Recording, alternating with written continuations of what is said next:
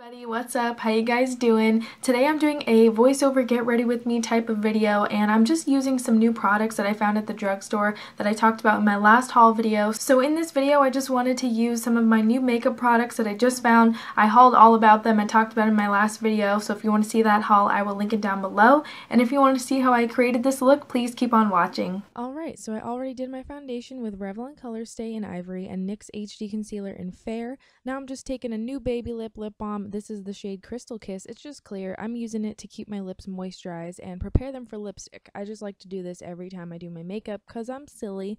Now I'm taking my favorite powder, which is MAC Mineralize Skin Finish in the shade Light. And I'm just taking a Sigma powder brush and I'm just setting the areas of my face that tend to be oily since my skin is dry. I don't really need powder everywhere on my face. Now I'm taking my new L'Oreal Visible Lift Blur Blush in the shade Soft Peach, and I'm just blending that in with my Real Techniques complexion sponge. I love this thing. You can use your fingers if you want to. I just really wanted to blend out all of the edges, and I'm also layering the color as I go since these are very, very pigmented blushes.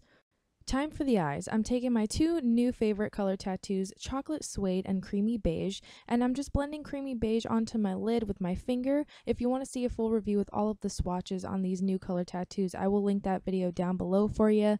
And once I blended out Creamy Beige, I took a little bit of Chocolate Suede and I just kind of mixed it in with Creamy Beige. I just made sure the colors were really blended in together, and I kind of made one new color that's like a deep beigey brown shade. I really love these two combined. I think it's just beautiful. After that's done, I use my Maybelline Nudes palette. I love this shadow palette, and first I'm taking that shade in the corner. It's kind of like a cool taupey shade, and I'm just pressing that all over the lid. After that, I start mixing this light brownish gray with this creamy beige shade, and I just blend that all into my crease. These shades are both matte, so I'm just kind of creating a shadow in my crease to just define my eyes. Then I'm going to take the new L'Oreal Brow Stylist Sculptor. My shade is in Brunette, and I'm just kind of using this pencil to define my eyes. I had previously filled them in with my NYX eyebrow cake powder, but I just wanted some more definition, and this pencil was really hard to use. The texture was very firm. Now I'm trying to use the wax side here, but the wax side was also very hard, and I just couldn't really get that definition that I wanted with it, so instead I went in with my Anastasia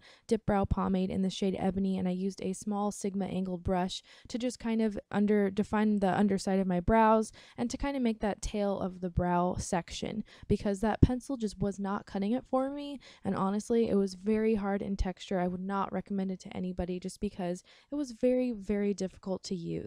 Next up, I'm taking the new L'Oreal Colour Riche eyeshadow quad. My shade is an absolute taupe right here, and I'm taking the lightest shades, and I was just trying to really get that in my inner corner to lighten up the eyeshadow look I created, but these shadows were so sheer it didn't do much at all.